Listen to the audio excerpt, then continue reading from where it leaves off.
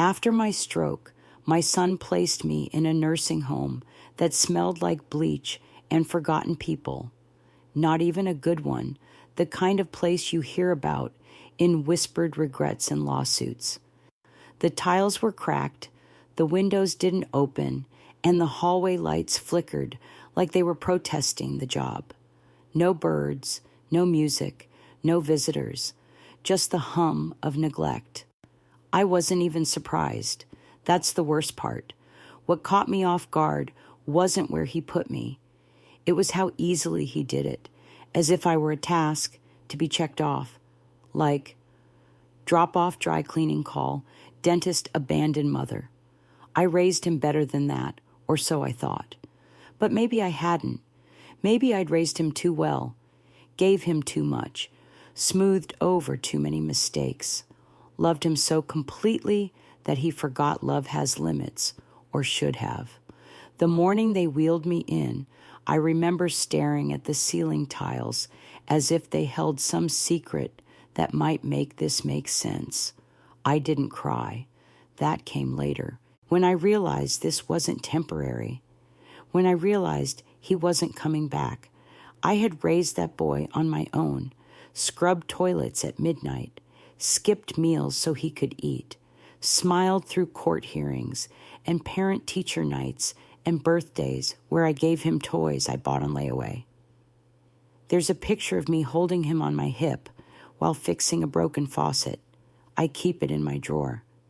It's the only thing I asked them to bring.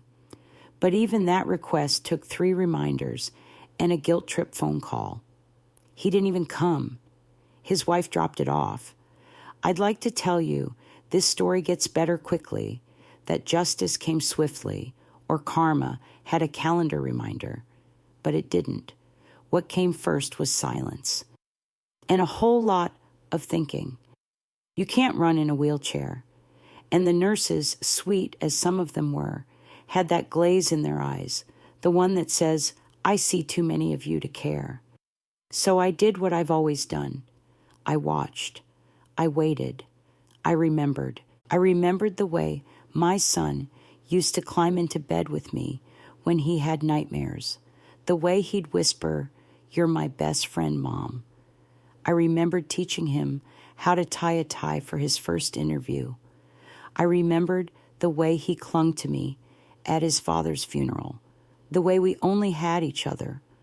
I remembered every sacrifice like it was yesterday, and I counted them, not out of bitterness, not at first, but out of confusion, out of a need to understand how someone could forget. It's funny how betrayal doesn't arrive like a storm. It doesn't come with thunder or lightning. It seeps in like mold, silent, slow, devouring. There were signs, of course, missed calls, shorter visits, excuses wrapped in smiles. His wife never liked me. I could feel it in the way she looked past me, not at me, in the way she referred to me as your mother, like I was a burden, not a person. I ignored it, for his sake, for peace. Peace. That word used to mean something. Now it tastes like compromise and self-erasure, but I'm getting ahead of myself. You need to know how I got here, not the nursing home, not the wheelchair, but here, to this place inside me that is still whole, still burning, still very much alive, because they thought they had buried me. But they forgot one thing. I remember everything. End with, when you're alone long enough, silence becomes a second language. The squeak of nurses' shoes down the hall, the metallic rattle of meal trays, the occasional moan from someone 2 rooms over that becomes your symphony. But silence, real silence, that's where the past speaks. And my past, it spoke in full sentences. The second week in that place, I asked for a journal. They didn't have one. So, a kind janitor, Hector, I'll never forget him, brought me a lined notebook from the dollar store. It had a picture of a kitten on the front. I started writing in it like I used to talk to my son when he was little. Dear Michael, I wrote, do you remember the winter you got the flu and I held you through the night, even when I was burning up with fever myself? The ink smeared a little. My hands weren't what they used to be. Do you remember when we danced in the kitchen the day I got the promotion? You were 5, and we were broke, but I bought us a cake anyway. Page after page, the memories bled out like a wound I hadn't even realized was open. I didn't write to guilt him, not at first. I wrote because I needed to remember who I was before I became a file in a cabinet labeled non-responsive caregiver required. The days blurred, food came, food went. I said thank you out of habit. Sometimes I saw people die quietly, like forgotten notes on an empty piano. And the staff would whisk them away, disinfect the room, and by evening, there'd be a new name on the door. I wondered if Michael would even know if I were gone. But then something strange happened. A nurse, Tara, started reading my journal. I had left it open once by mistake. She sat by my bedside, eyes full of unshed tears. You're not like the others, she said. I wanted to ask what that meant.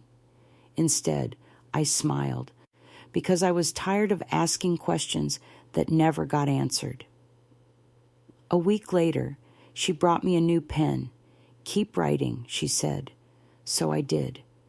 I wrote about the way I raised Michael without a dime of child support, how I took night shifts so I could be there when he woke up, how I stitched his Halloween costumes by hand, even when my fingers were cracked and bleeding. I wrote about the house, the little yellow one, with the ivy climbing the back fence, the house I'd fought for during the divorce, the house I'd paid off after 27 years, the house I'd signed over to Michael when I thought he'd take care of me. Yes, you read that right. I signed the deed over. It was after my first minor stroke. The doctors had said I might not recover fully, and I didn't want to burden him with probate or legal red tape. So I signed it, in front of a notary, with a lawyer present, at his suggestion. It's just a formality, Mom, he'd said. I believed him. I'd always believed him. Looking back now, it wasn't the paperwork that hurt. It was the shift in tone, the subtle way he started calling me Ma instead of Mom, how he started bringing his wife to every visit like I was an obligation that required a chaperone. She never looked me in the eye, and I ignored it all. Why? Because I had sacrificed too much to admit that it had all been for nothing. That's what people don't talk about when they talk about betrayal, the denial. The way your brain protects your heart by weaving excuses. He's just stressed. She's just being cautious. It's probably my fault. It's not your fault. Let me say that again. It's not your fault. That realization didn't come in a lightning bolt. It came in the form of a woman 3 doors down named Mrs. Lynn. She had been a teacher once, brilliant, witty, sharp as a tack. And yet every Tuesday, her son would come sit with her for 20 minutes and then leave. She'd cry after every visit. He used to tell me I was his hero, she said one night. Now he looks at me like I'm a reminder he'd rather forget. I didn't have to respond. We just held hands. It was then I knew. This wasn't just my story. It was all of ours. The funny thing about grief is that it doesn't always follow a death. Sometimes it's the living who grieve the hardest. Grieving a person who still breathes, a relationship still technically intact, a son who still calls, but only to ask about bank transfers. That's what came next, the bank. 3 months into the home, after I'd stopped expecting visits, I got a letter from my credit union. It was addressed to Ms. Eleanor Thompson, but the name felt unfamiliar, like something from a past life. Inside was a routine notice. But something about it made me ask Tara to help me call the bank. I still had a joint checking account with Michael, left over from when we were settling my first hospital bills. It was nearly empty. Every month since I'd moved into that place, he'd been transferring money out. Small amounts, $400 here, $250 there. Just low enough not to trigger suspicion, just high enough to hurt. I stared at the statement for a long time. The numbers didn't even look real, just shapes and symbols on a page, like a language I once spoke but had forgotten. When I finally did speak, my voice cracked. He's draining me. Tara didn't say anything. She just put her hand on mine. That night, I wrote again, but it wasn't a memory this time. It was a question. Michael, I wrote, when did I stop being your mother and start being your opportunity? I didn't cry. Not then. I was past that point. My tears had dried up somewhere between the morphine drip and the cafeteria mashed potatoes. But I did something new. I started documenting everything, every withdrawal, every letter, every overheard conversation with the billing staff. I had nothing but time, and now I had purpose. The betrayal was no longer a wound. It was evidence. And here's the part I'm almost ashamed to admit. It felt good. Not the betrayal, but the clarity. For the first time in years, I wasn't confused. I wasn't spinning stories to protect someone who'd clearly stopped protecting me. I was awake, fully, painfully awake. And when you wake up in a place like that, with the smell of antiseptic and bad decisions clogging your lungs, you start to think differently. I stopped asking why. I started asking what now. So I called a lawyer, an old friend from church, Leonard. He wasn't in private practice anymore, but he remembered me, said he'd come by, and he did. He showed up in a wrinkled suit and brought me lemon cookies, said I looked better than expected. I handed him the bank statements, the deed transfer, the medical bills Michael had promised to handle, but never did. He didn't say much at first, just looked over the papers with that quiet intensity old lawyers have. Then he said, "You still have options." That night, for the first time in what felt like forever, I slept. Not because I had won anything, but because I had stopped waiting for someone else to save me. Mrs. Lynn passed away 2 days later. Her son didn't show up until the following afternoon, didn't even stay for the blessing, just asked about her jewelry and left. Tara came to me after and whispered, "You're not going to end up like her." I believed her because I had already started becoming someone else. I wasn't just Eleanor, mother of Michael. I wasn't just a stroke victim in room 214. I was the woman who remembered, who wrote, who documented, who planned, who refused to disappear quietly. And deep down, I think Michael sensed the shift. The next week, he visited, unannounced, just him, no wife, no apologies. He brought me flowers, store-bought, plastic-wrapped, and still overpriced, but flowers nonetheless. He sat awkwardly, like a boy, waiting for detention to end. "You look..." "Well," he said. I smiled. "I am." It was the calm in my voice that unsettled him. He was expecting bitterness, tears, pleas. He didn't get them. We talked about weather, politics, TV shows he never watched. Small talk, so small it could disappear in a whisper. Then he said, "You know things have been tight lately, with Amy's surgery," and I raised a hand. "No," I said. "You don't get to ask." He blinked. "What I know about the withdrawals, Michael." His face changed then, just for a second. The facade cracked. Then he laughed, too loud, too fake. "You don't understand." I needed to. "No," I repeated.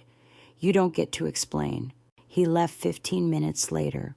The flowers stayed. They wilted by the end of the week. But I didn't. After Michael's visit, the air in my room changed. It wasn't warmer or colder. It was cleaner.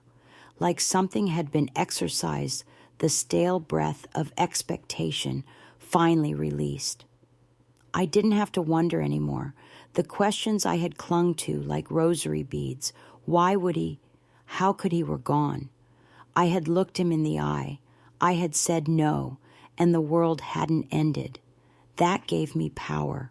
It didn't fix the numbness in my left leg or the faint tremor in my fingers. It didn't fill my bank account or restore the years I'd spent raising him with a love so wide it swallowed me whole. But it gave me back my spine, and not the one the doctors measured. The kind you build from betrayal. Tara noticed. She wheeled me to the sunroom more often, where the light hit just right in the mornings. I liked it there, not because of the view, mostly just cracked pavement and a few stubborn trees, but because it was the farthest point from the main hallway. No screaming, no alarms, just space, quiet, thought. That's where I began planning. Leonard returned with forms, conservatorship reversals, revocations of power of attorney. He explained things slowly, respectfully, like someone who knew the cost of being dismissed. "He's your son," he said gently. "This won't be easy." "I know," I replied, "but I'm still his mother, and I'm not done yet." He nodded. We started small. Letters to the bank, revoking Michael's access. A motion to reassign medical proxy. I had the right barely under state law, due to regain partial competence. The stroke hadn't taken my mind, only slowed my mouth. But even that had improved. He called me once after that. "Why are you doing this?" He snapped, skipping, "Hello." "Because you left me no choice," I said calmly. "I'm your son. You were." Silence. "Then don't make me the bad guy, Mom." I didn't reply. I didn't need to. He hung up. That night, I pulled the kitten-covered journal back out and added a new entry. But this one wasn't a memory. It was a record. Not for me, for whatever came next. For court, maybe. Or for closure. I didn't know yet. "Michael called today," I wrote. He sounded like a child caught stealing. Angry not because he was sorry, but because he'd been seen. There was no satisfaction in that sentence, just observation. I thought back to when he was 10 and took $5 from my purse. I hadn't yelled. I just sat him down, looked him in the eye, and said, "You are better than this." He had cried then, hugged me, promised never again. Now I knew better. People don't change because they're caught. They change because they want to. Michael didn't want to, but I did. Not to become someone new. I was too old and too scarred for reinvention, but to become myself again. The version of me I'd abandoned piece by piece while bending over backwards to be everything to someone who gave nothing back. Tara started helping me record videos, just little ones, updates mostly. She said it was good for documentation, but really, it helped my voice, helped me remember how it felt to speak with purpose. I watched some of the clips at night, not out of vanity, God no. My hair was a mess, and my robe was always askew, but I was curious to see if I still looked like someone who mattered. And I did.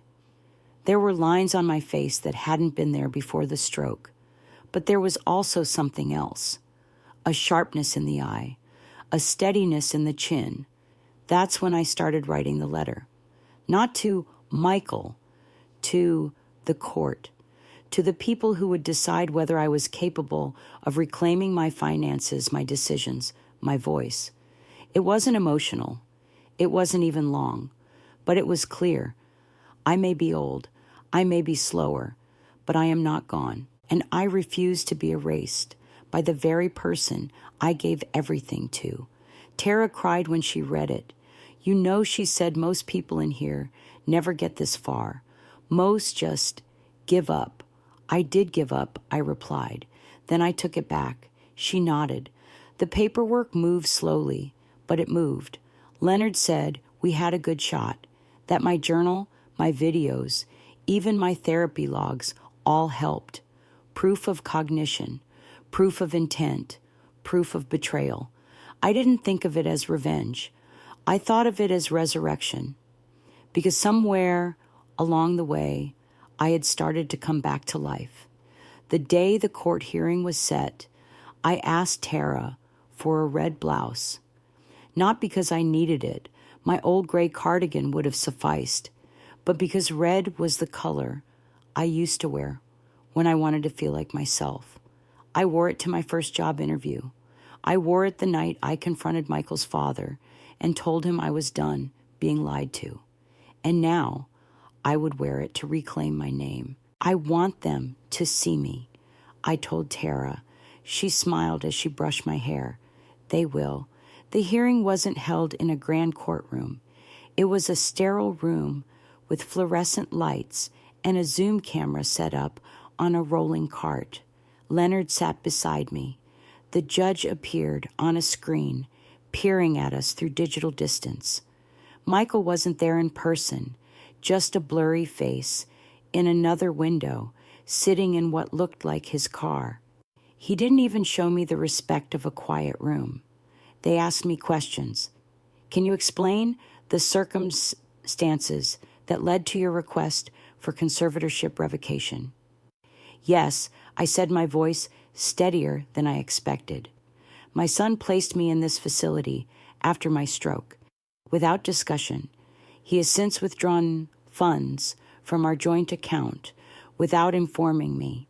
He does not visit regularly. He does not speak to me with respect. He has made decisions about my care without my consent. I could hear Michael sigh through the speaker. I didn't flinch. Why do you believe you are competent to manage your affairs now? The judge asked. I held up a folder.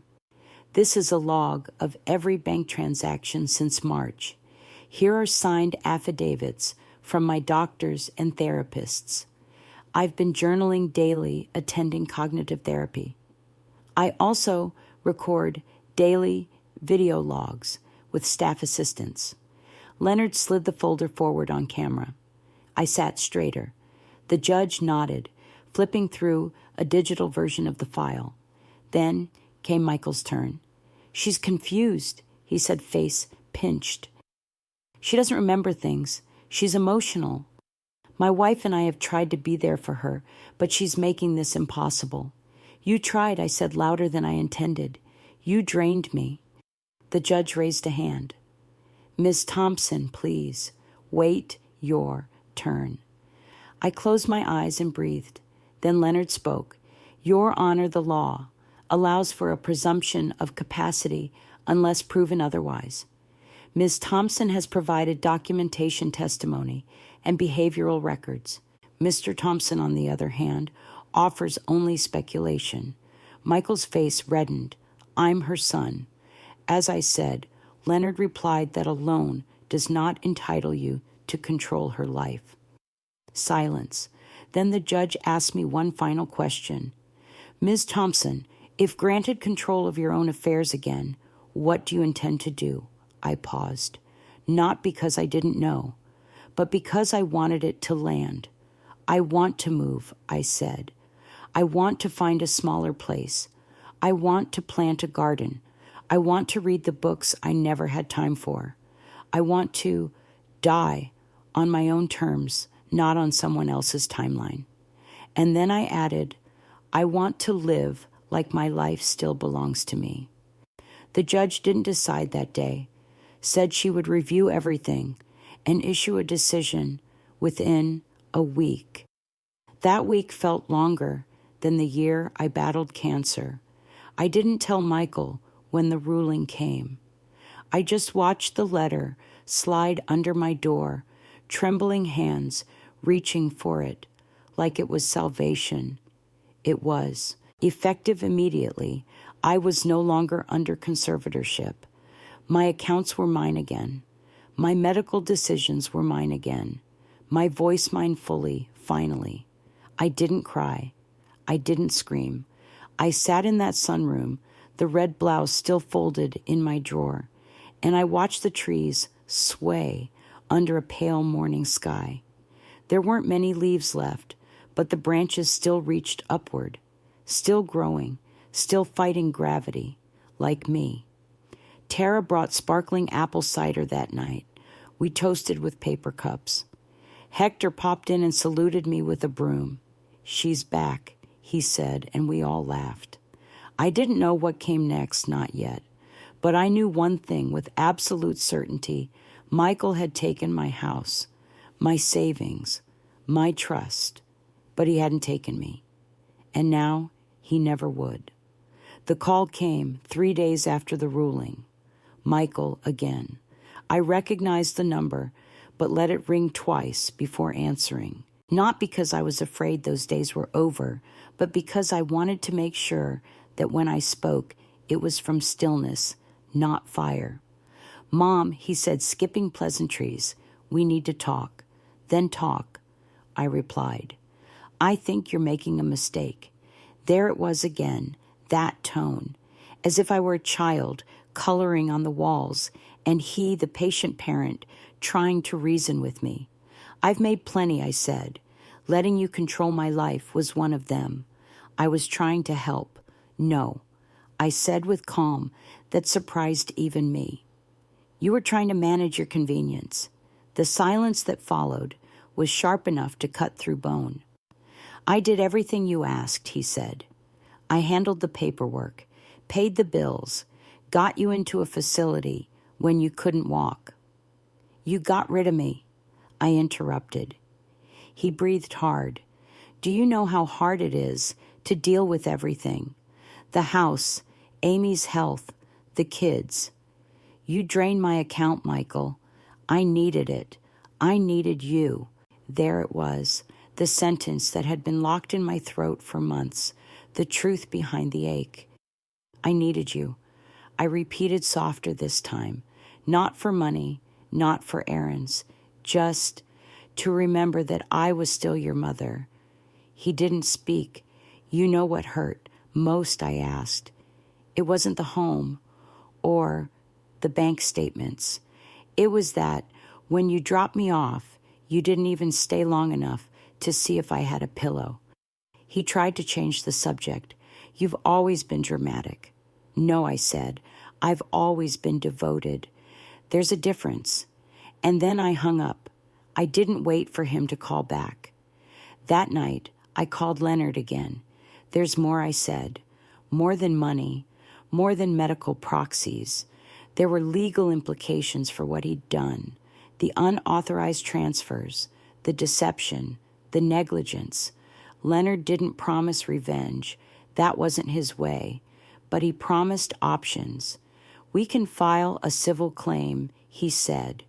"We may not win everything, but we'll be heard." And I realized then that was all I wanted, to be heard, to no longer whisper my truth into pillows, to no longer cry where no one could see, to no longer be the invisible mother. I started putting things into motion, requested copies of every financial document, every healthcare form, every piece of mail Michael had redirected to his house. I asked Tara to help me file public records requests. I wrote to agencies. I wrote to friends. I wrote to myself. Each letter was a brick in the wall I was building between me and the version of me that had tolerated silence for far too long. Michael didn't call again, but his wife did, Amy. She didn't sound angry. She sounded tired. "Mrs. Thompson," she began. "Not Mom, not Eleanor, just formal, guarded. I know this is messy. I know you're angry."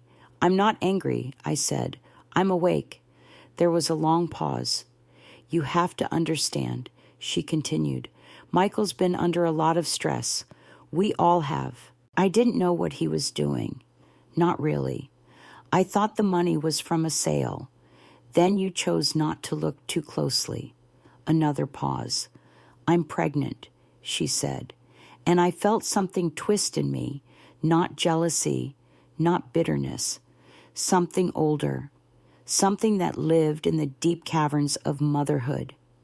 I hope you raised that child better than he was raised, I said, because he forgot. Forgot what love is supposed to mean.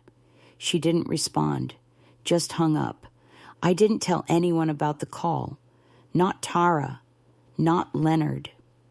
I wrote it in the journal, folded it shut, and placed it in my drawer. Because some truths are meant to be kept, not out of shame, but out of sacredness. The next morning, I looked out the sunroom window and saw a bird building a nest in the dead tree outside. The same tree I'd been staring at for months. I thought it was long gone, but there it was, broken branches, cradling new beginnings. I wheeled myself closer and whispered to no one, me too. When I was a girl, my grandmother told me that some things have to break before they can be made sacred. I never understood what she meant. Not really. I thought she was talking about porcelain bowls or heirlooms passed down after funerals. But now I realize she was talking about the heart, about trust, about how something can be shattered not once, but again and again, and still be capable of holding light. That's how I felt the morning I got the letter from the county court, a formal notice confirming that my civil claim against Michael had been accepted. It wasn't a promise of victory, only acknowledgement. But even acknowledgement felt radical. For so long, I had been invisible. My words dismissed my needs, overlooked. Now the state was listening, not just to a mother, but to a woman who refused to be edited out of her own story. Leonard called later that day. We're moving forward, he said. They've asked for documentation. I have it. All of it. All of it. Every withdrawal. Every missed signature. Every time he denied me access to my own information, citing convenience or confusion. It was all in my folders now, neatly labeled, clearly scanned. I even had Tara transcribe my journals just in case my handwriting was questioned. What do you want from this? Eleanor Leonard asked. I didn't hesitate. I want the truth on record, not money, not revenge, just the truth. Because once a lie is written in ink, the kind that drains your bank account signs away, your agency leaves you to rot in a forgotten hallway. The only real justice is rewriting it.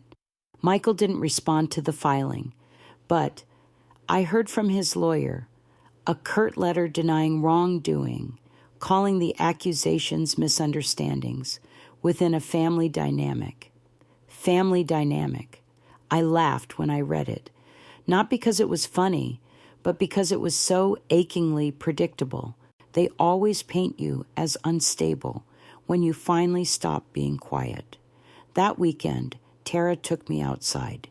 It was cold, the kind that settles into your joints and doesn't leave, but I asked her to bring me to the garden anyway. A few residents had started planting herbs along the fence, rosemary, mint, a stubborn stalk of basil that refused to die. I want to plant something, I said. What would you like? She asked. A seed, I said. Any seed. She came back with a packet of zinnias, bright, defiant things. I dug the hole slowly with hands that still shook and pressed the seed into the dirt like it was a prayer. Then I sat back and closed my eyes. And for the first time in a long time, I imagined something growing that hadn't yet been ruined. Later that week, an envelope arrived with no return address. Inside was a photograph. It was old, decades old, of me and Michael. He was maybe 6, dressed as a pirate for Halloween. I was crouched behind him, arms wrapped around his belly, smiling like the world made sense. On the back, in unfamiliar handwriting, were 4 words, "You deserve more. Sorry." I stared at it for a long time. It wasn't Michael's handwriting. Maybe Amy's, maybe not. Maybe someone I'd never know. But it didn't matter. The picture didn't remind me of what I'd lost. It reminded me of what I'd given, and that could never be erased. I pinned the photo above my bed, not to mourn what was, but to honor the woman who had held that little boy with everything she had. She was still here, still fighting, still writing her ending with hands that may tremble but never retreat. Tara noticed it a few days later. "Is that you?" she asked. I nodded. "You look fierce." I said. "I am."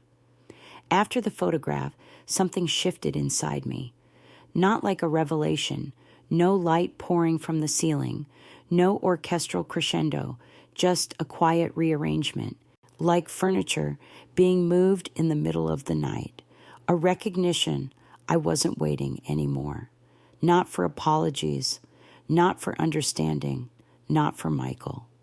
I had stepped out of the waiting room of my own life. Every morning, I began reading aloud from my journal, just a page or 2. Tara said it was good for my voice, but I think she knew it was really for my soul. My words were no longer trapped on a page or in a past I couldn't rewrite. They had weight, resonance. They filled the room like breath returning to lungs that had collapsed. I held him, I read one morning. Every night he cried, I held him. And now I hold myself. Some of the other residents started listening. Not all. Some were too far gone, others too afraid.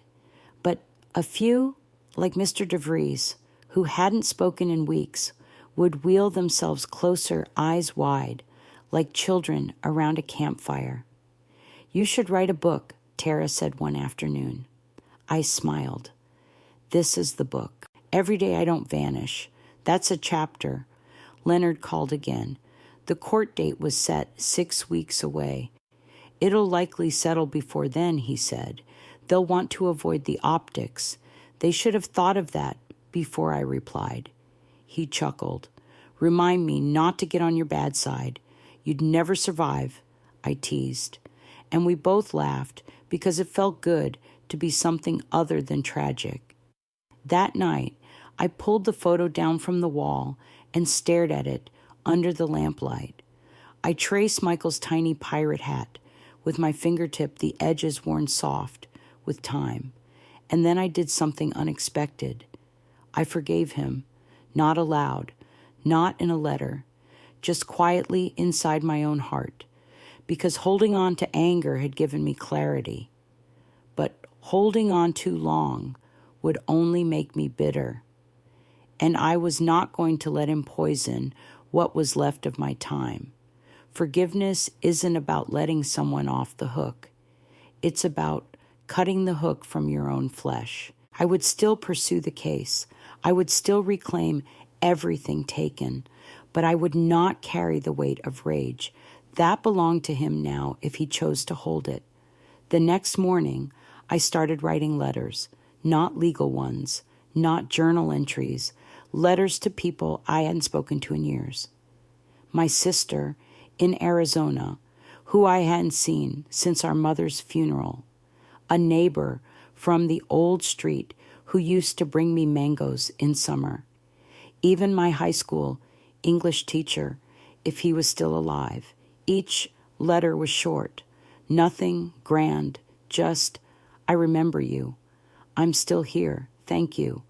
Tara offered to help find addresses, even printed photos from my past that I hadn't seen in decades. "You're building something," she said. "I'm remembering." I corrected. There's a difference. I started keeping a new journal, not for Michael, not for court, just for me. I called it After, after the betrayal, after the silence, after the forgetting. It was filled with small things. The way sunlight looked on the zinnia patch, one green sprout had finally peeked through the soil. The sound of Mr. DeVries humming a tune no one recognized. The way I felt when I laughed, and it didn't hurt. I was learning how to live again, not in spite of what had happened, but because of it. Every fracture had become a doorway, every silence an invitation to speak, and every piece of the life I'd built for Michael, the life he discarded, had become the foundation of something new, something mine, something whole. The letter from Michael arrived exactly 1 week after the court date was set. It was handwritten, slanted slightly to the right, a script I knew like my own. I recognized it from childhood birthday cards, from the notes he used to leave on the fridge when he missed dinner, back when he still believed in explanations. There was no return address, just my name on the envelope, Mom. For a long time, I didn't open it. I left it on the tray beside my bed, next to the plastic water cup and the wilted zinnia sprout. Every time I glanced at it, I felt something cold and tight in my chest. Not fear, grief maybe, or habit, a reflex to protect what was already too scarred. Tara noticed. "You gonna open it eventually?" She nodded, not pushing. She knew by now I only opened doors when I was ready to walk through them. That night, after the halls fell quiet and the building settled into its nighttime wheeze of oxygen pumps and low murmurs, I opened it. No apology, no admission, just page after page of justification. How hard things had been, how he felt like he had no choice, how the money went to medical bills and school supplies, how he thought I'd be okay with it because you've always been strong, Mom. That line did it. You've always been strong. It was meant as praise, but it landed like a slap, because what he really meant was you're strong enough for me to use without asking, strong enough to be sacrificed and still say thank you. I folded the letter and placed it in the bottom drawer, the one with the old insurance papers and expired greeting cards, not because I planned to keep it, but because I needed to see it for what it was, a story he told himself to sleep at night. But I didn't need his stories anymore. I had my own. The court process moved faster than expected. Michael's lawyer sent a proposal, partial financial restitution, a private statement of regret, and no admission of wrongdoing. Leonard read it aloud, voice flat. They're scared of discovery. Good, I said. They should be. Do you want to take it? No. He nodded. You sure? I looked out the window, where the morning sun was breaking through a streaked pane of glass, illuminating the smallest curl of green from the zinnia pot. I didn't fight this far to settle in the shadows. He smiled. That's what I thought you'd say. And so we prepared. Tara printed photos of my home before it was signed away. The ivy climbing the porch posts, the quilt I made by hand that now probably sits in some storage bin forgotten. I gathered medical records, notes, timeline entries, witness statements from staff members who had seen how few times Michael had visited, how the bills arrived late and unpaid. The stack of truth was taller than I expected. You're building an arsenal, Tara said, teasing. No, I replied, a mirror, because that's what justice is really. Not punishment, reflection, letting someone see without distortion the damage they caused, letting yourself see it too. For a long time, I had blamed myself for giving too much, for expecting too little, for confusing love with sacrifice. But I see now I didn't break the bond. I didn't write him out of my life. He just stopped showing up. And when someone stops showing up, you stop making room. That afternoon, Tara helped me film a video. I wasn't sure why. Maybe I wanted to mark the moment. Maybe I wanted to leave something behind, a record of the woman who had risen from silence. I looked straight into the lens and said I was not discarded. I was misplaced. And now I have returned. I didn't cry. I didn't raise my voice. I just told the truth. And when we were done, Tara whispered, "You look like someone who survived a war." "I did," I said, "and I'm still standing." The day of the hearing, the sky was the kind of gray that doesn't rain but doesn't promise light either. A sky suspended in indecision, the kind of sky I had lived under for too long. They arranged a transport van to take me to the courthouse, not because I asked, because I insisted. I wouldn't appear on a screen. I wouldn't let my presence be pixelated or diminished. If the court was going to hear my story, they were going to look into my eyes when I told it. Tara rode with me. Leonard met us at the front steps, holding the door like I was royalty, and not just an old woman with a slow gait and a long memory. "Are you ready?" he asked. "No," I said, "but I'm going anyway." He smiled. "That's as good as anyone gets." Inside, it smelled of old carpet and stale coffee. The courtroom itself was small, intimate, nothing like the dramas on television. A few rows of benches, a plain wooden table, a judge who looked like she'd rather be anywhere else but took her job seriously enough to hide it. Michael was already seated with his attorney. He didn't look at me when I entered, just fiddled with a pen, eyes glued to the table, like it might open up and swallow him whole. I didn't care. I didn't come for a confrontation. I came for the record. Leonard spoke first, calmly laying out the case, the unauthorized account withdrawals, the deed transfer under dubious emotional pressure, the prolonged medical decision-making without consultation.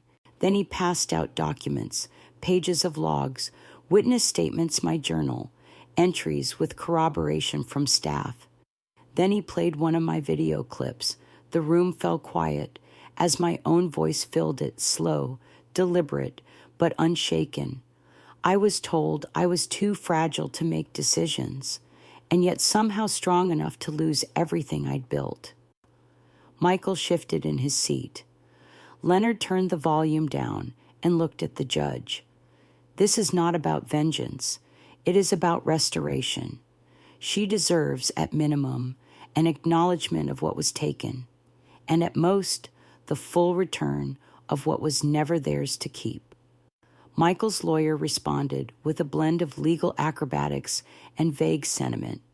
"There is no dispute that Mr. Thompson acted under stress. There was never malice, only miscommunication. And while the court may see fit to recommend restitution, we assert that no fraudulent intent existed." I raised my hand. The judge looked surprised. "Ms. Thompson." "May I speak?" Leonard nodded. I wheeled forward, and then I told them. I told them about the night I signed over the house, believing I was protecting my son from bureaucracy. I told them about waking up in a room that smelled like bleach in silence, about counting the cracks in the ceiling because they were the only things that didn't lie to me, about the first time I realized he wasn't coming back, not because he was too busy, but because I had become inconvenient. I did not raise a thief, I said, but I raised a man who forgot what love is supposed to look like, and I carry that every day. Michael still didn't look at me, but the judge did. Her eyes were tired, but they softened. "Thank you," she said. "We'll review the materials and issue a ruling within 30 days. 30 days. Another waiting room. Another purgatory. But I left the courthouse lighter than I had arrived, because this time I had been seen. Outside, the sky hadn't changed, but I had. Tara squeezed my shoulder as I was lifted back into the van. "You did it," she whispered. "Not yet," I replied, "but soon." That night I slept through until dawn. No nightmares. No waking in the dark with my heart pounding from a dream I couldn't remember. Just sleep. Clean, quiet, uninterrupted sleep. The kind that comes when the truth has finally been spoken out loud. The 30 days passed like rainwater down a slow drain, steady, reluctant, impossible to rush. Each morning, I woke expecting a letter, and each afternoon, I told myself I hadn't been forgotten. Again, I kept busy, not out of avoidance, but survival. You learn in places like this that time is a predator if you don't put it on a leash.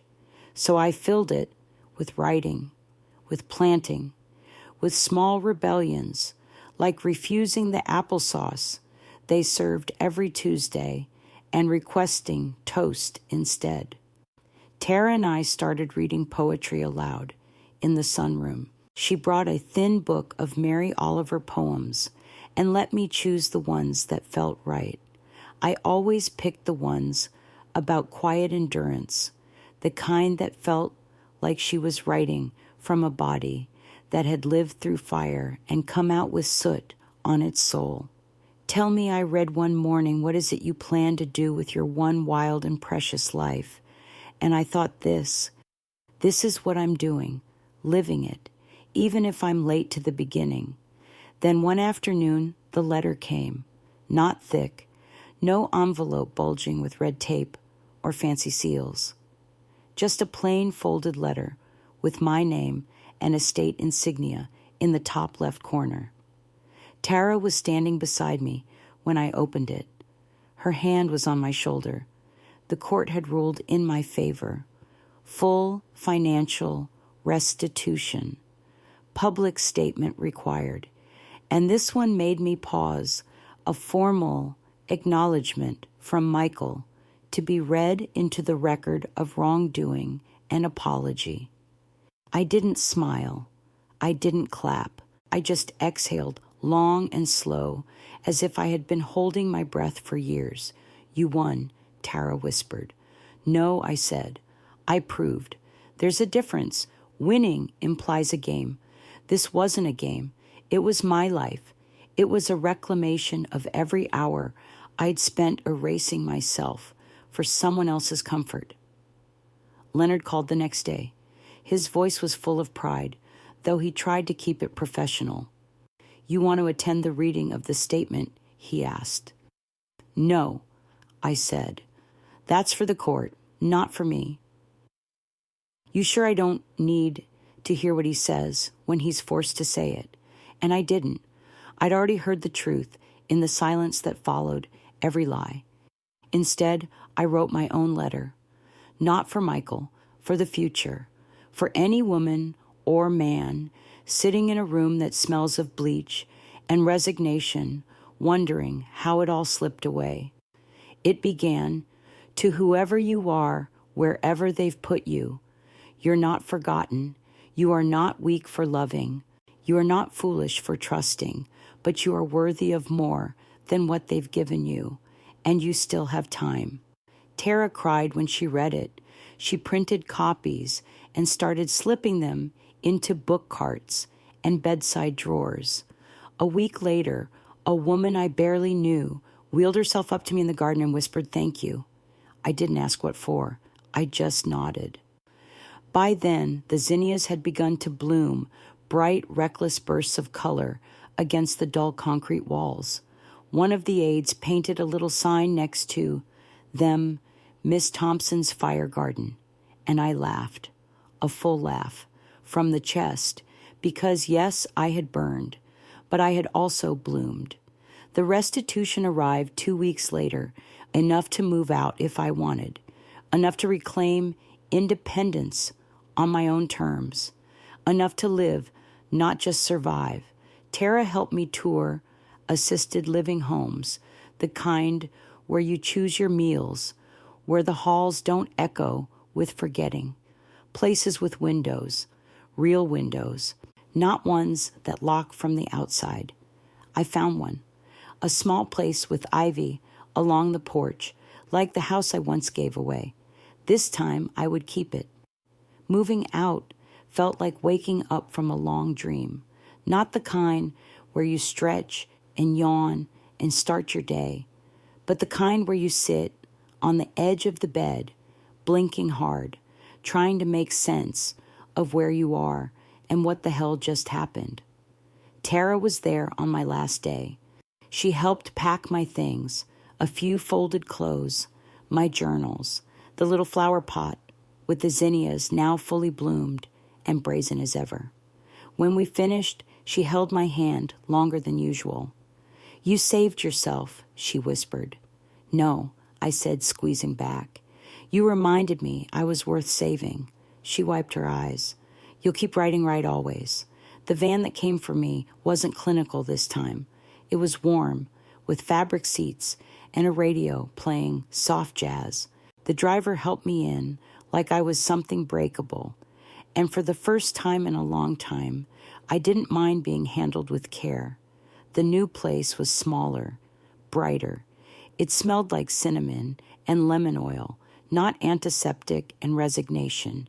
My room had a window facing a garden that actually had a gardener, real birds, a cat that roamed the hallways and didn't belong to anyone but liked to visit everyone. Her name was Maggie. On my second day, I wheeled myself out to the patio with a notebook and a cup of tea and just sat. I didn't write right away. I just watched the breeze stir the trees, watched a young nurse help an old man button his shirt without patronizing him, watched Maggie curl herself around my feet and fall asleep. And I thought, so this is what peace looks like. Not grand, not dramatic, just undisturbed. The administrator stopped by later that afternoon, a middle-aged woman named Evelyn with kind eyes and a voice that didn't rise above the hum of the room. "We're happy to have you," she said. "Is there anything you need?" I almost said no. But then I remembered the last place, the things I didn't ask for, the times I bit my tongue. "Yes," I said, "a bookshelf." She smiled. "Any particular size one that expects to grow." And we both laughed. Later that night, I unpacked the last box and found the old photo, again, the one of me and Michael. I studied it, waiting for the familiar pang, but it didn't come. What I felt instead was distance, like looking at a house I once lived in, but no longer mourned. I traced the edges, then tucked it between the pages of my journal. Not as a wound, but as a record, proof of a life lived honestly, even when it hurt. That week, I started a new routine. Mornings in the garden, afternoons writing, evenings reading aloud to whoever would listen, residents, staff, Maggie the cat. The stories weren't always my own.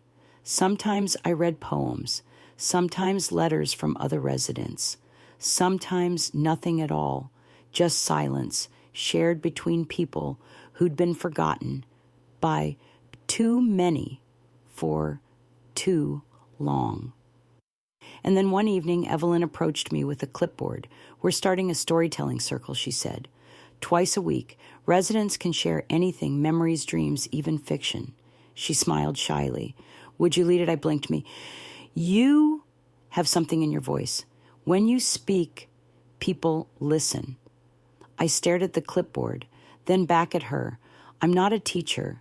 You're a survivor. That's more valuable." I agreed. And the first night of the circle, 5 people showed up. Then 7. Then 10. They brought photos, old love letters, half-finished poems, even a song someone had written in 1963 and never sung aloud. And when it came to my turn, I didn't read a prepared piece. I looked around at the wrinkled hands, the watchful eyes, the lips waiting for permission to speak, And I said, once I was forgotten. Now I remember everything. And remembering, I've come back to life. Someone clapped. Someone else wept.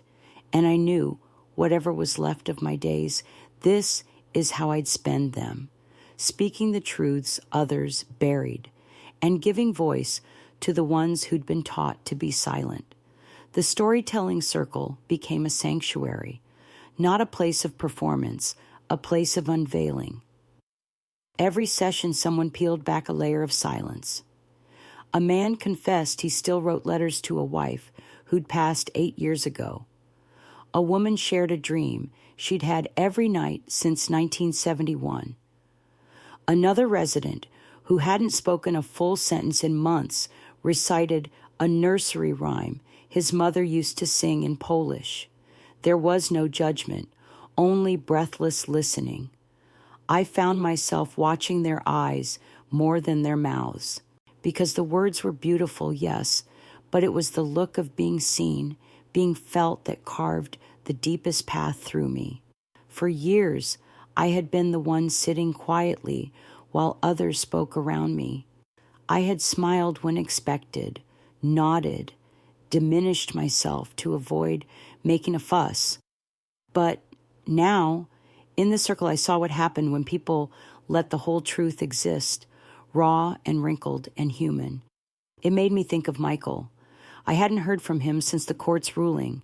Not a word, no calls, no letters, nothing.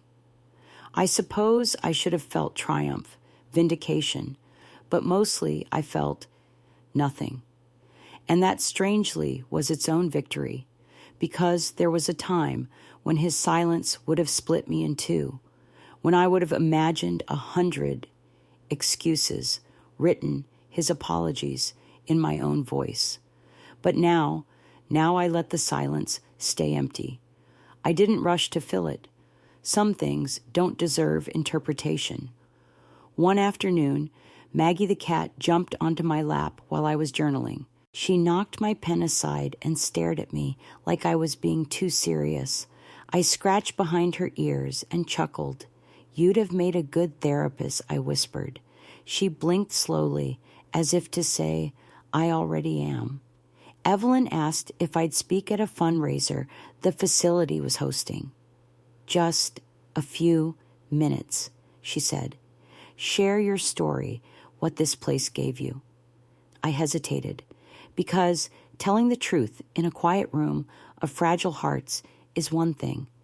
Telling it into a microphone in front of donors and administrators and people who still believed in tidy endings was another. But I said yes, because if I didn't, who would? The night of the fundraiser, they dressed me in a deep blue shawl and wheeled me into a small auditorium with folding chairs and flickering candles. There were pastries, cheap wine name tags. Someone introduced me as a resident with a powerful voice. When I got to the podium, I didn't read a speech. I just breathed. Then I said, "My name is Eleanor Thompson. I am 74 years old. I am a mother, a widow, a survivor of a stroke, and of something much harder, betrayal." The room went still. I was discarded by the person I loved most in this world, forgotten like a name on an old bill. But I fought, not for vengeance, for visibility, for the right to say I am still here. I paused, letting the air settle, and now I teach others to remember themselves. There was no standing ovation, just a long, slow wave of applause, the kind that didn't explode.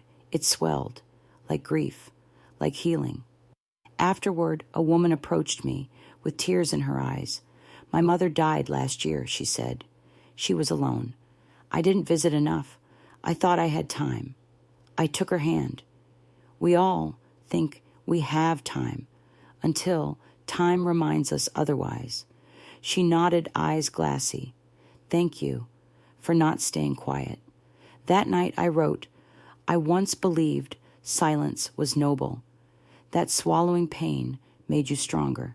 I see now silence is a tomb when it's forced, and every truth spoken aloud, is another breath of resurrection.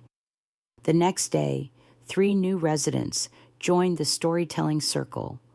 One of them brought a broken violin. She said she didn't play any more arthritis, but she wanted to hold it while she talked. I said, of course, because sometimes healing isn't about what you do. It's about who you become while holding the things you once loved. Spring arrived quietly. There were no parades of blossoms or grand cinematic Infarthasengauses, just small signs, the scent of damp soil, the way light stretched a little farther into the evening, the return of birdsong outside my window. It made me think of how healing actually works, not with fanfare, but with subtle persistence, not with fireworks, but with mornings you don't dread and nights you fall asleep without rehearsal. The zinnias bloomed again, more vibrant than the first round. A nurse told me that flowers grow stronger after being trimmed back, their roots deeper, more sure of themselves. I wondered if people worked the same way. Then one morning, Evelyn knocked softly on my door. "You have a visitor," she said. My stomach sank, heart tightening before my mind could catch up. "Who?" I asked. She hesitated. "Your son." I didn't answer right away. Part of me wanted to refuse, to retreat into the safety of my carefully rebuilt world. But another part, the part that had walked into court with her spine straight and her hands steady, nodded, "Bring him in." She opened the door and stepped aside. Michael looked older, not by years, by wear. His suit was too tight across the shoulders, his hair thinner than I remembered. But his eyes were still the boy who used to hand me dandelions like they were gold. "Hi, Mom." I motioned to the chair across from me. "Sit." He did. Silence hung between us, like wet laundry, heavy, wrung out and clinging. "I got your address from the court documents," he said. I said nothing. I know I should have come sooner. Still, I waited. I read the statement. I signed it, yeah, but I read it too. Every word. I raised an eyebrow. And it was true, 3 seconds. That's how long it took for something deep in me to loosen. "I never meant to hurt you," he continued, "but I did. I know that now." "You didn't just hurt me," I said, voice calm. "You erased me." He winced. "I thought I was doing what was best. Amy was sick. The kids needed things. You were gone." "I was not gone," I snapped. "I was sick. There's a difference." He nodded. "I see that now. You saw it then too," I said, leaning forward. "You just didn't care to look closely." His eyes watered. Not crocodile tears, not performative. Something raw, unshaped. "I miss you," he said. I paused. "I miss the boy you were," I replied. "The man you became, I had to survive him." He blinked. A single tear fell. "I'm not asking you to forget," he said, "or to let it all go. I wanted to say it, out loud, without lawyers, without letters." I nodded slowly. Words matter, but so do consequences. "I know," he whispered. And then he reached into his coat pocket and pulled out a small envelope. "I wanted to give this to you. No strings. It's from me, not the settlement, not restitution, just something I owed you, personally." I didn't open it. "I'm not taking you back into my life," I said. "This isn't a reunion. This is a reckoning. I understand. You lost access to me the day you treated me like furniture, something to be moved when inconvenient. I know." I leaned back. "But you didn't kill me. You didn't end me. I'm still here." He smiled faintly. "I see that now." We sat in silence for a few more minutes. Maggie patted in, rubbed against my leg, then brushed past his. He reached down to pet her, but she slipped away. Smart cat. When he stood to leave, I said, "Michael." He turned. "Next time, don't let it get this far. Not with your kids. Not with your wife. Say the hard things before the silence wins." He nodded. "I will." He didn't ask for a hug, didn't expect absolution, and for that, I was grateful. After he left, I opened the envelope. Inside was a letter, short handwritten. "Mom, you taught me how to be strong. I'm sorry I used that lesson against you. You didn't deserve it. Thank you for still being here. Michael." No money, no explanations, just a confession. I placed it beside the photo in my journal and wrote beneath it, "Some cracks are never filled, but some light still gets through." In the days after Michael's visit, I found myself watching the garden more closely. The flowers didn't seem to mind being overlooked. They bloomed whether or not anyone watched. They didn't perform. They didn't beg. They simply reached toward the sun again and again, as if it were the only truth worth believing in. I wanted to live like that, not as a spectacle, as a presence. Evelyn noticed I'd been quieter since the visit. She didn't ask why, just brought an extra chair out to the patio and sat with me in the afternoon breeze. "You okay?" she asked softly. I took a long sip of tea. "I'm not sure yet. That's okay." We sat a while longer, listening to the wind thread itself through the wind chimes by the fountain. "It's strange," I said. "Finally, how after everything I don't feel triumphant. What do you feel?" I feel like the truth finally took a breath. Evelyn smiled. "That's a kind of peace." I nodded. But it wasn't over. Because peace isn't a moment. It's a practice. It's choosing every day not to be bitter, not to reopen the wound, not to let the hurt win. And that took work. Some mornings I still woke up with echoes of Michael's voice, not the voice from court or the visit, but younger echoes. "I love you, Mom, and don't tell anyone I cried." The little boy who used to sleep with a nightlight shaped like a spaceship. The boy who once asked me very seriously if love could ever run out. Back then I told him no. Now I'd answer differently. Love doesn't run out, but it does change shape. Sometimes it folds into distance. Sometimes it hardens into silence. Sometimes it lives on quietly, like the way your body still remembers pain, even after it heals. That week, I received a package from Arizona. My sister, the one I hadn't spoken to in nearly 15 years, had written back. Inside was a photo of us, as kids, covered in dirt from the backyard, grinning like little heathens. She wrote, "I don't know what happened between us. I just know I miss you. I want to fix it if you're willing." I stared at that photo for a long time. Then I picked up my pen. "Dear Ruth, I missed you too. Let's start with the things we remember and work our way toward the things we forgot." I mailed it the next morning. The storytelling circle continued to grow. We added a second night. Evelyn suggested we rename it. One of the newer residents, a retired librarian named Gene, proposed the Echo Room. He said it sounded like a place where nothing truly disappeared. We all agreed, and in the Echo Room, I found something I hadn't expected: legacy.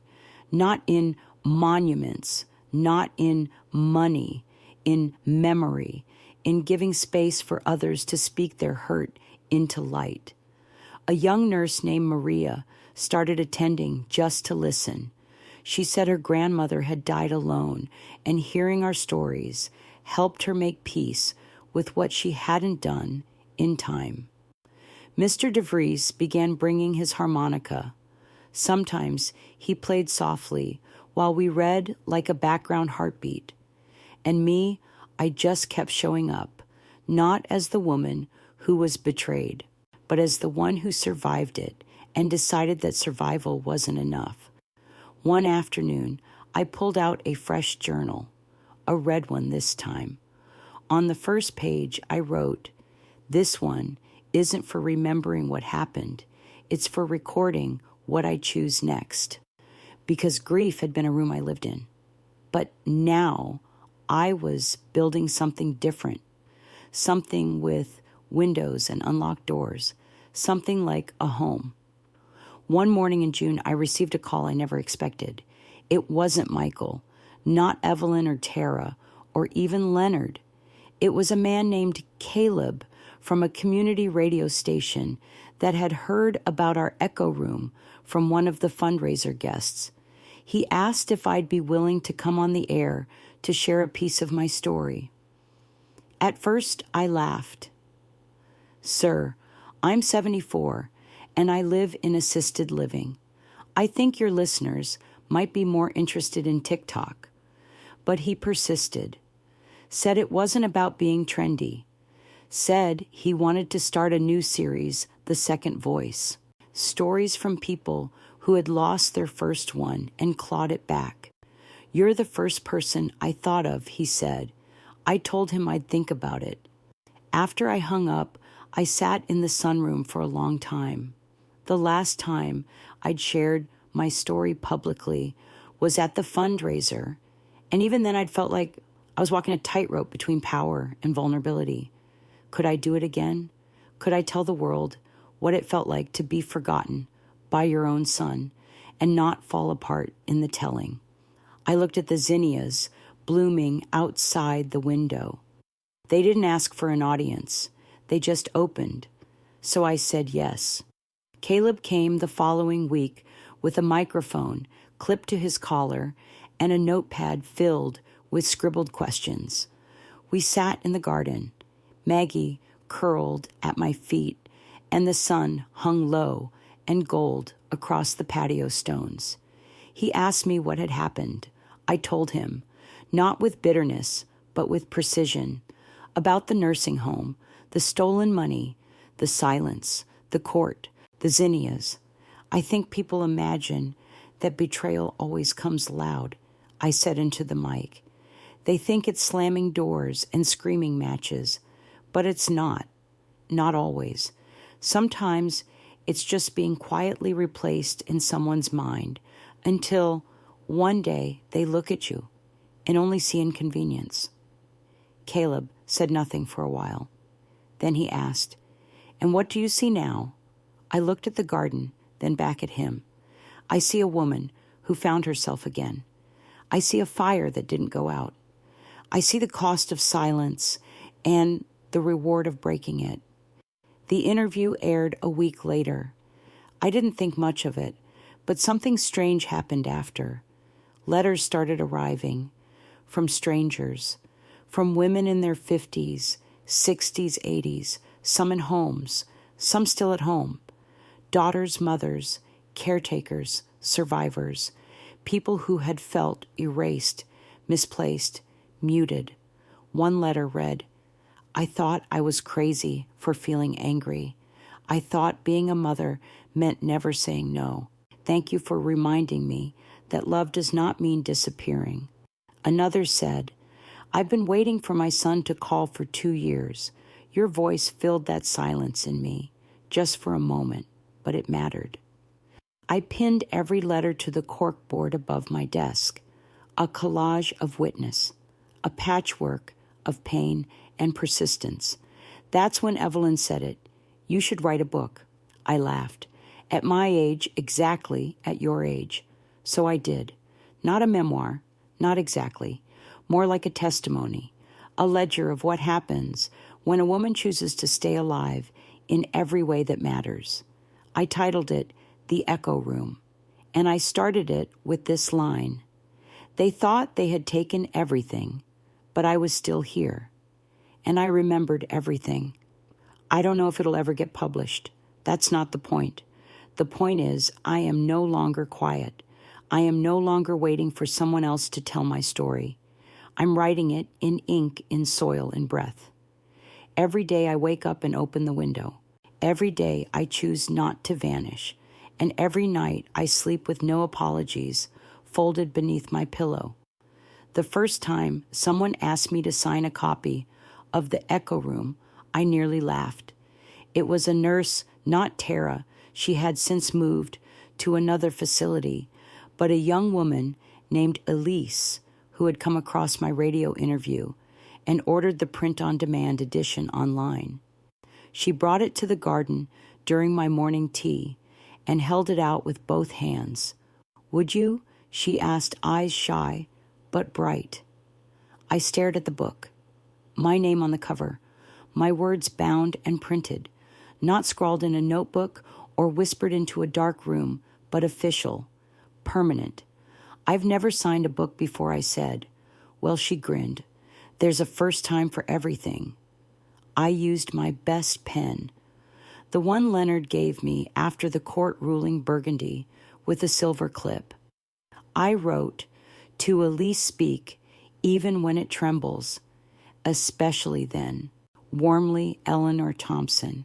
After she left, I sat holding the book in my lap. The air smelled like warm thyme and late spring. Maggie was curled on the windowsill, twitching in her sleep. Somewhere down the hallway, Jean played an old jazz record that crackled with nostalgia.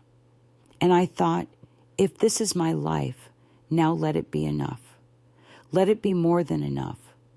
Letters kept coming, not in floods, but in steady trickles. Some were from younger people now, daughters who had read the book after their mothers pressed it into their hands, social workers, students, and one day a man. His handwriting was careful, the kind of penmanship that comes from someone who never writes unless it matters. "Dear Mrs. Thompson, I don't know if you'll read this. I don't even know if you'll remember me. But I was that boy once, the one who forgot. I didn't betray my mother like your son did not exactly, but I neglected her, dismissed her.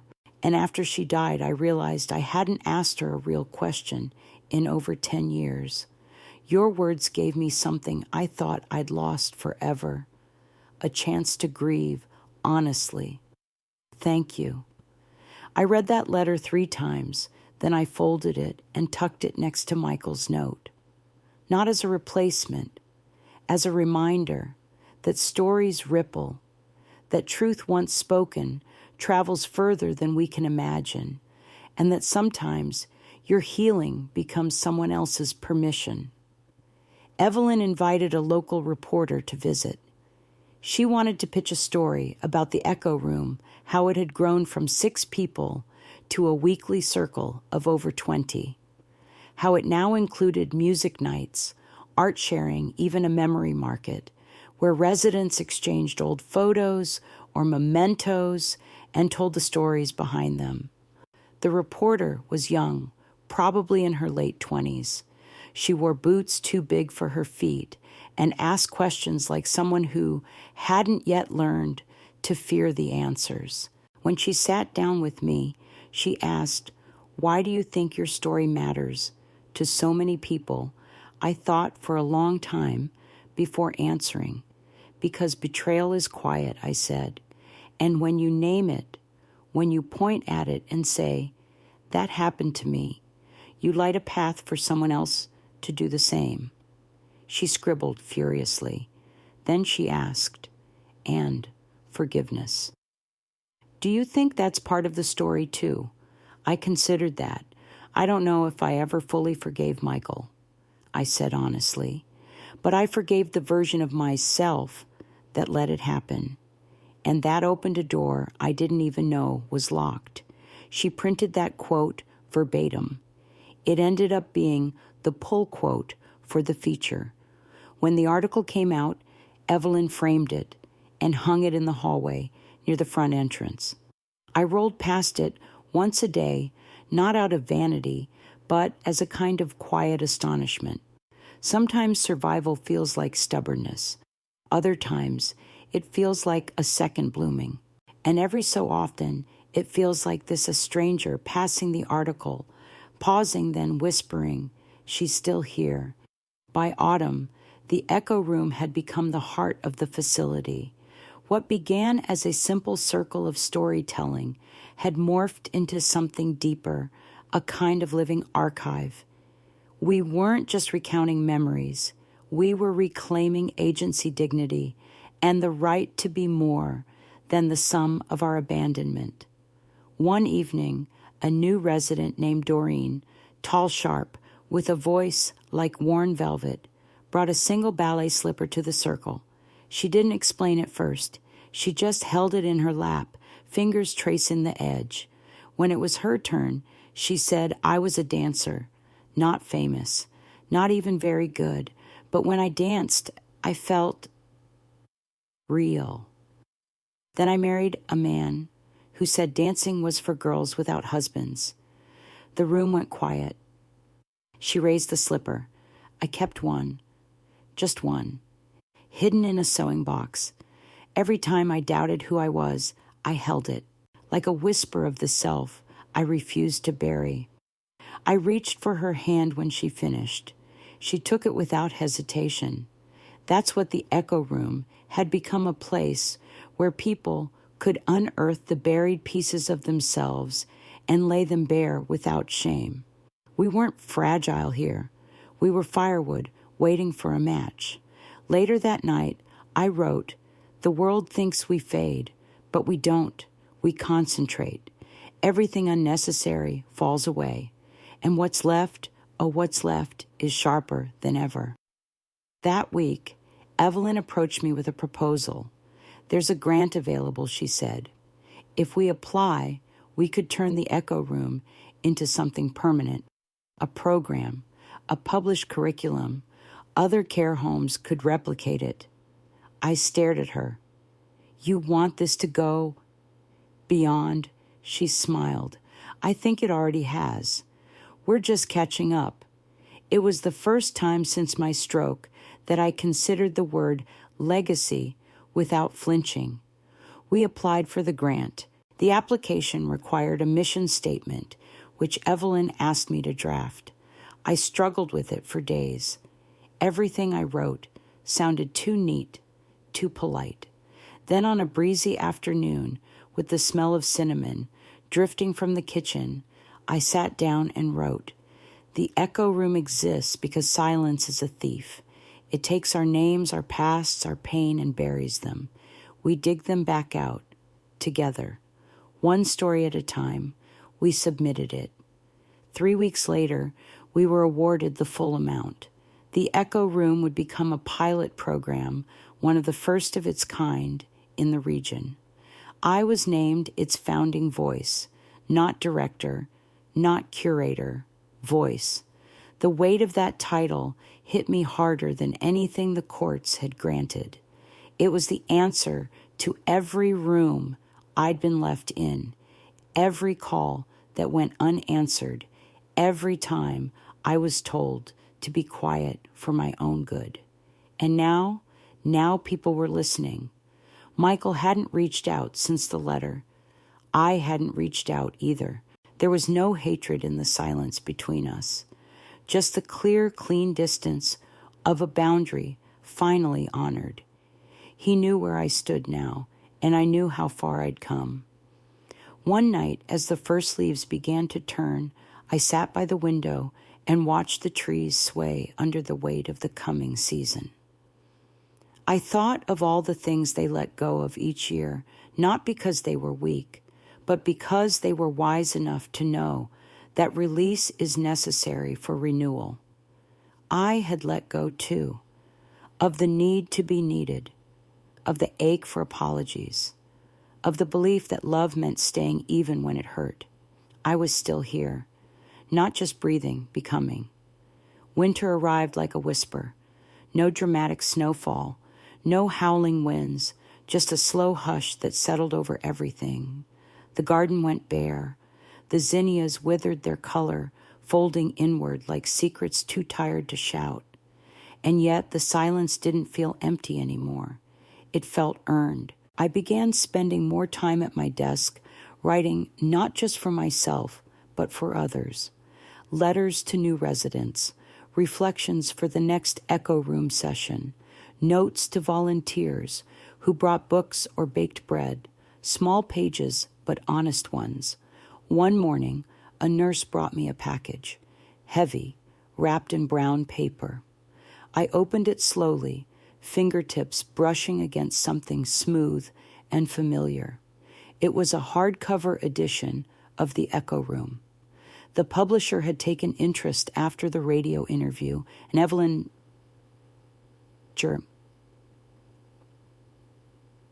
Kirakai, Ang Yalving Nagri, Hansein there, they cleaned it up barely, left most of my words intact, preserved the raw edges. The photo on the back showed me in the garden holding the zinnia pot.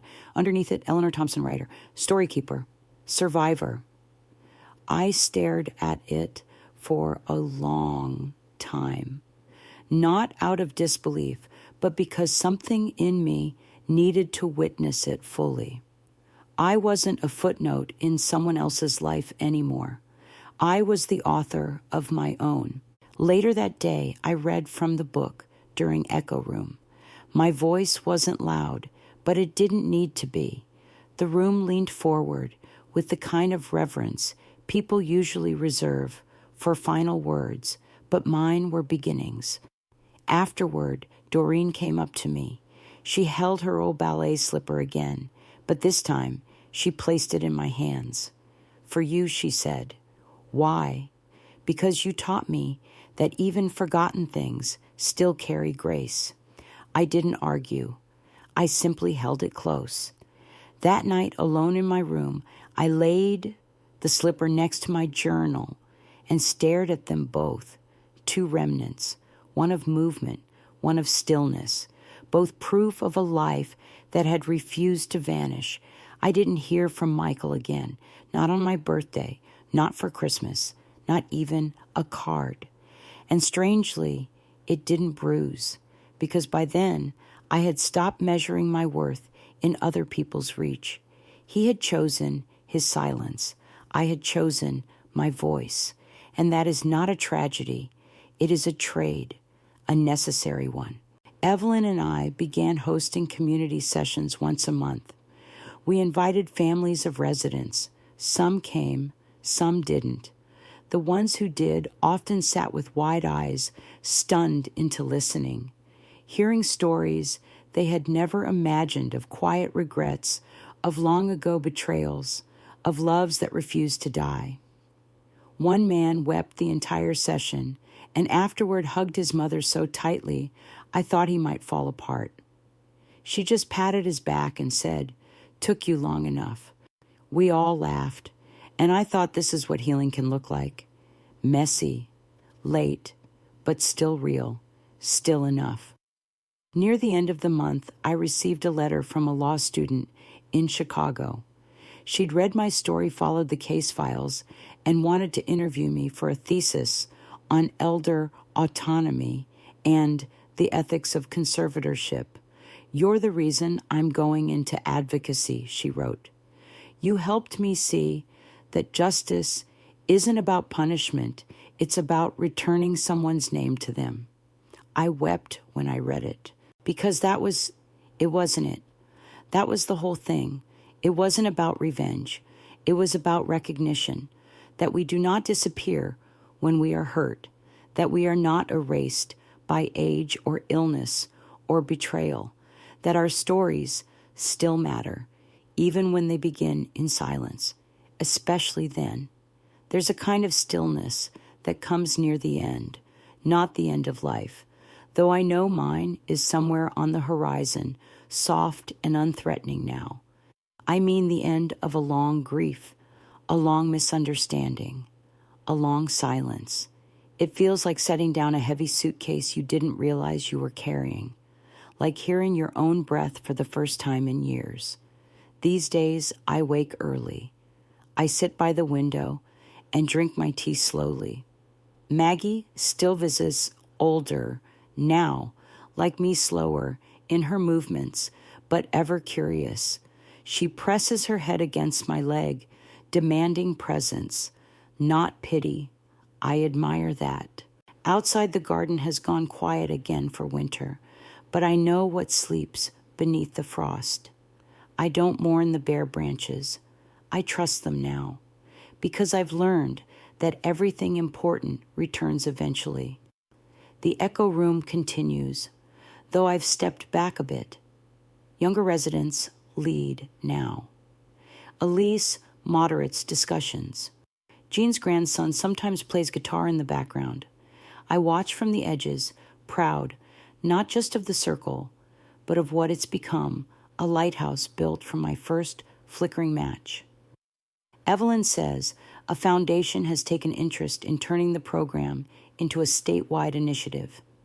There are talks of training modules, booklets, a documentary maybe. I nod. I smile. But deep inside, I feel a soft pull to rest, not to stop, just to ease, to let what I built carry on without needing my constant voice in the center, because I have said what needed saying, and more importantly, I have been heard. One morning I received a package. No return address, just my name scrawled across it in rushed handwriting. Inside a small wrapped item, tissue paper around a familiar object, the music box, the one I used to keep on my nightstand when Michael was a boy, painted pale blue with a ceramic bird on top. He had dropped it once, chipped its wing, apologized for days. I hadn't seen it since I'd been moved to the nursing home. There was no note, but I knew. I wound it gently. The melody still played soft, tinny, slightly warped with age, but clear, defiant, like me. I placed it by my bed next to the zinnia pot, now holding the dried blooms of last season, a reminder that even beauty must let go of itself to grow again. I think about forgiveness often now, not as a finish line, but as a landscape, one you choose to walk through again and again. Some days it's bright, other days you step on thorns, but you keep walking, not for them, for you, for the air you deserve to breathe freely, for the space your body is entitled to take up, for the stories that wait even now to be told. Sometimes at night, I imagine someone, a stranger, may be holding my book in their hands, reading it alone at a kitchen table, turning the pages slowly, seeing themselves in the cracks, and maybe, just maybe, deciding to speak. That's all I ever wanted, not to be remembered as a victim, but as a match, a spark, a name no longer whispered in sorrow, but spoken in strength. So if you're hearing this now, if any part of you recognizes yourself in these pages, let me say what I wish someone had said to me: you are not broken. You are breaking open. And there is a difference. There is always time to come home to yourself, even if the road back is long, even if you have to build it with your own hands. You are worth the walk, and you're not walking alone anymore. Some things I reclaimed, others more precious still, I discovered for the first time. It wasn't the ending I expected, but it was the one I needed. Harder, cleaner, more honest, and most importantly, it was mine.